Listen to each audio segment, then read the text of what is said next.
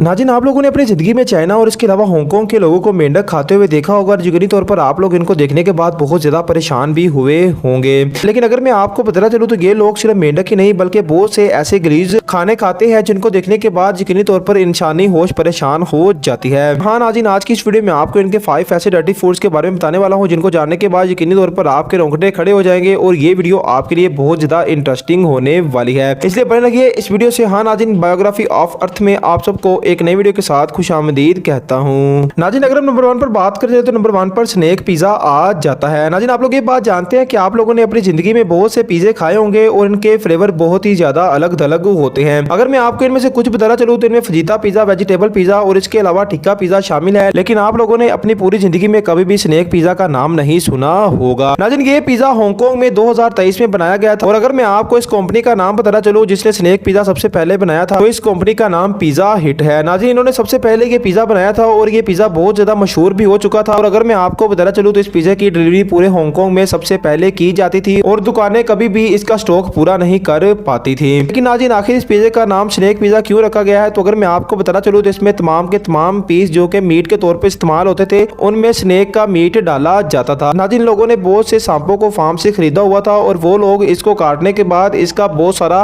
गोश्त बना लेते थे और इसका इस्तेमाल इन पिज़्ज़ों में किया जाता था। अगर मैं आपको बताना चलूँ तो वहाँ पर मौजूद साइंसदानों ने ये बात कही थी कि ये पिज़्ज़ा बहुत ज़्यादा खतरनाक हो सकता है, लेकिन ये पिज़्ज़ा इतना ज़्यादा लजीज था कि लोग इसको खतरनाक होते हुए भी खाते रहते थे। आज 2024 में इस पिज़्ज़े की बहुत ज़्यादा डिमांड है और ये हांगकांग में बहुत ज़्यादा पाया जाता है और इस पिज़्ज़े में ज़्यादातर मादा सांप का इस्तेमाल किया जाता है जिसकी जिसामत बहुत ज़्यादा बड़ी होती है और ये लोग इसके छोटे छोटे पीसेस करने के बाद इस पिज़्ज़े में डालते हैं। इसके बाद नाज़रीन, अगर नंबर 2 पर बात करते तो नंबर 2 पर स्नैक गॉल ब्लैडर आ जाता है। नाज़रीन, ये बात तो मानने में आती है कि अगर स्नैक को खाया जाए और इसके गोश्त का इस्तेमाल किया जाए तो ये ज़्यादा गंदा नजर नहीं आता, लेकिन अगर हम ये बात कहें कि एक मादा स्नैक के गॉल ब्लैडर को इस्तेमाल किया जाए जहां पर हर बंदे का गंद मौजूद होता है तो इसको देखने के बाद यकीनी तौर पर हर बंदे को वोमिटिंग आना शुरू हो जाएगी। लेकिन आज अगर मैं आपको बताना चलूँ तो ये दुनिया की सबसे ज्यादा यूनिक डिश मानी जाती है और ये सबसे ज्यादा चाइना में इस्तेमाल की जाती है। ना चाइनीज लोगों का ये मानना है कि उनके पूर्वज जो कि हजारों साल पहले मौजूद थे वो स्नैक का गॉल ब्लैडर बहुत ज्यादा इस्तेमाल करते थे और ये बात कही जाती थी कि इसीलिए वो बहुत ज्यादा ताकतवर थे और इनका मुकाबला करना भी बहुत ज्यादा मुश्किल होता था। नाज़रीन, ये लोग चाइना में मौजूद एक मखसूस सांप का गॉल ब्लैडर खाते हैं और इनका कहना है कि इसमें जहर भी मौजूद नहीं होती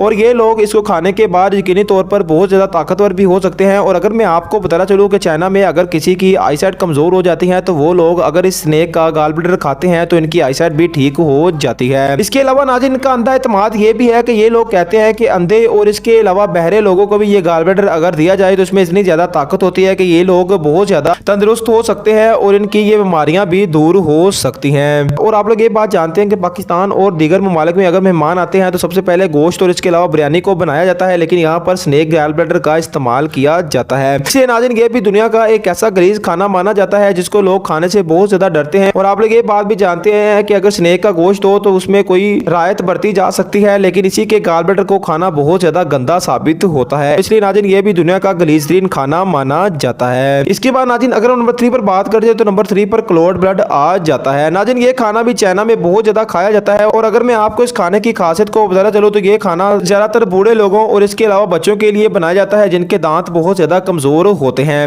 नाज़रीन, इस खाने में एक कड़ी की तरह पानी बनाया जाता है और इस पानी के अंदर जमे हुए खून के लोथड़ों को डाला जाता है और इसके बाद इसको रोटी चावल और दीगर चीजों के साथ खाया जाता है। नाज़रीन, इस खाने को ज्यादातर चाइनीज भी नहीं खाते बल्कि एक मखसूस नस्ल के लोग ही सिर्फ इस खाने को खाते हैं क्योंकि खून खाना इतना ज्यादा आसान नहीं होता और ये लोग इस ब्लड को खाने में इस्तेमाल करते हैं और ये इनकी पसंदीदा खुराक भी मानी जाती है। अगर मैं आपको बताना चलूँ तो ये खाना हांगकांग और जापान की भी जीनत बन चुका है। जापानी लोग भी इसमें नूडल्स डालने के बाद इसको खाते हैं और इनका कहना है कि इसको खाने के बाद इनको कोई भी बीमारी नहीं लगती और ये बहुत ही ज्यादा ताकतवर भी साबित होता है। अब आप लोगों के ज़हन में ये ख्याल दौड़ता होगा कि आखिर ये किस चीज़ का खून है, तो अगर मैं आपको बताना चलूँ तो ये मखसूस जानवरों का खून होता है जिसको निकालने के बाद इसको जमाया जाता है और जमाने के बाद एक कड़ी पकाने के बाद इसके अंदर डाल दिया जाता है जिसकी वजह से ये छोटे छोटे पीसेज में कन्वर्ट हो जाते हैं और इसको खाने में भी आसानी होती है। और ये बात भी यहाँ पर वाज़ेह तौर पर बताई गई है कि इसको खाने के लिए किसी को दांत की जरूरत नहीं है क्योंकि अगर वो इस ब्लड को अपने मुंह में रखता है तो ये फौरी तौर पर हल हो जाता है और इसको खाना भी बहुत ज्यादा आसान होता है।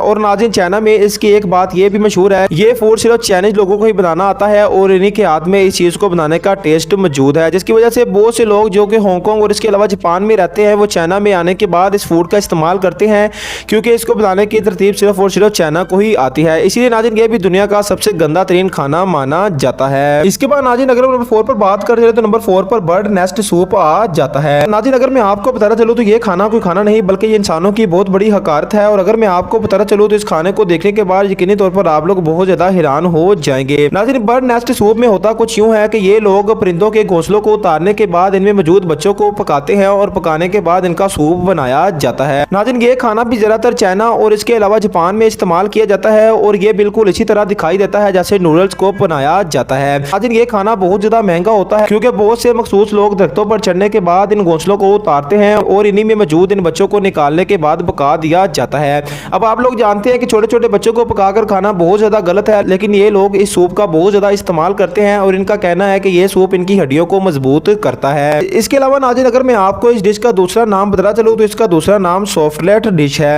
नाज़रीन आप लोग ये बात जानते हैं कि पाकिस्तान, इंडिया और इसके अलावा दीगर ममालिक में अगर कोई बंदा बीमार होता है तो इसको दही, दूध और इसके अलावा डबल रोटी के इस्तेमाल के लिए कहा जाता है। लेकिन चाइना और इसके अलावा हांगकांग में अगर कोई बंदा बीमार होता है तो इसे सॉफ्टलेट फूड के बारे में आगाही दी जाती है कि वो सॉफ्टलेट फूड का इस्तेमाल करे जो कि बहुत ही ज्यादा नरम ग़िज़ा के तौर पर जाना जाता है। इसलिए नाज़रीन ये दुनिया का सबसे गलीज़ फूड इसलिए माना जाता है क्योंकि ये बच्चे जो कि अभी छोटे छोटे होते हैं इनको बिल्कुल जिंदा ही पका दिया जाता है और इसके बाद इनका सूप बनाकर इसमें नूडल्स डाले जाते हैं, जिसकी वजह से ये फूड इनको बहुत ज्यादा पसंद है और ये दुनिया का सबसे मशहूर फूड भी माना जाता है। नाज़रीन इसको देखने के बाद यकीनी तौर पर मुझे जरा भी यकीन नहीं हुआ था, लेकिन मैंने जब इसके बारे में बहुत ज्यादा रिसर्च किया है तो मुझे ये बात पता चली है कि ये हांगकांग और इसके अलावा जापान, चाइना में खाई जाने वाली एक ऐसी डिश है जो कि बहुत ही ज्यादा वायरल डिश मानी जाती है। इसके बाद नाज़रीन नंबर 5 पर आखिरी फूड के बारे में अगर मैं आपको बताना चलूँ तो इस फूड का नाम लाइव बेबी माइस है। नाज़रीन अगर मैं आपको बताना चलूँ तो अब तक आपने जितने भी खाने देखे हैं इसमें सबसे ज्यादा परेशान करने वाला खाना ये है और ये एक बहुत बड़ा जुल्म भी माना जाता है। नाज़रीन ये जुल्म के साथ साथ एक हकारत भी है और ये साफ साफ वाज़ा करता है कि चाइना, जापान और इसके अलावा हांगकांग में रहने वाले लोगों को इतनी ज्यादा अक्ल नहीं होती और वो लोग बहुत ही गलत तरीके से इन फूड्स का इस्तेमाल करते हैं। नाज़रीन अगर मैं आपको बताना चलूँ तो ये कोई खाने वाली चीज नहीं बल्कि ये चूहों के बच्चे होते हैं जो कि अभी